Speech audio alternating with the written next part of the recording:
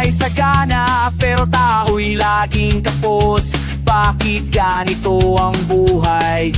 Kung pawis natin ang puhunan, iilan lang nakaupo, hawak ang pera at batas, habang ang masay nagdurusa sa sistemang walang malasakit. Hindi dahil tayo'y mahina, hindi dahil tayo'y kulang, pinagkaitan lang ng pag-asa at tinakawan ng karapatan. Ang 1 milyong Pilipino, 1,000 bawat buwan, 50 bilyon ang lakas na kayang patuhin ang bayan. Hindi na kami bibili ng pangako, hindi na kami magpapagamit.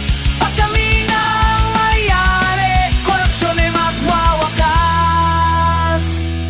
Pinili ang boto ng barya, tinakot ang manghihirap, pero paano kahahari kung ang tao'y may sariling lakas? May negosyo ang mamamayan, may boses, may pakialam, hindi na hawak ng politiko ang sikmura ng sambayanan. Kapapagang kita'y sa masa, hindi sa ilang ganit, ang presyo'y bababa, ang hustisya'y babalik. 50 milyong Pilipino, 1,000 bawat buwan, 50 milyon ang lakas na kayang baguhin ang bayan. Hindi na kami bibili ng pangako, hindi na kami magpapagamit.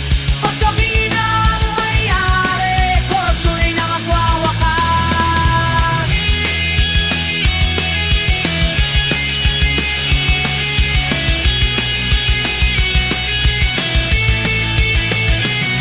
Yeah, para to sa mga batang darating pa lang, sa mga pangarap na hindi na dapat adlang. Hindi na utang ang ipapamana sa kanila, kundi negosyo, lupa at sariling sistema. Hindi na nila kailangan mang ibang bansa para lang may kinabukasan ng pamilya.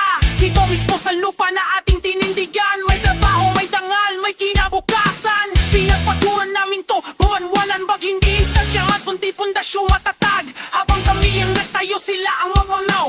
Anak at apo, kayo na ang mamumuno. Hindi politiko ang boss, hindi dayuhan ang amo. Kayo ang may-ari ng negosyong binuo. Kung dati kami naghirap, kayo'y magpapatuloy. Mas maayos na bukas, mas malayang buhay. Ito ang legacy, hindi pera lang sa bangko, kundi sistemang hindi ninanak ang tarapo. Kapag tinanong kayo kung paano nagsimula, sabihin yung nagdais sa ang bayan, kaya nagawa.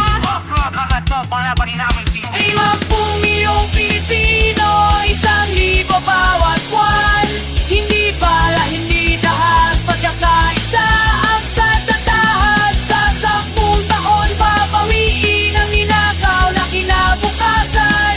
Pasa anak at apo, Pilipino ang mayari ng bayan. Hindi kami hingi ng hindi kami luluhod pa. Kapag ang bayan ay may-ari, kalayan ng gantimpala.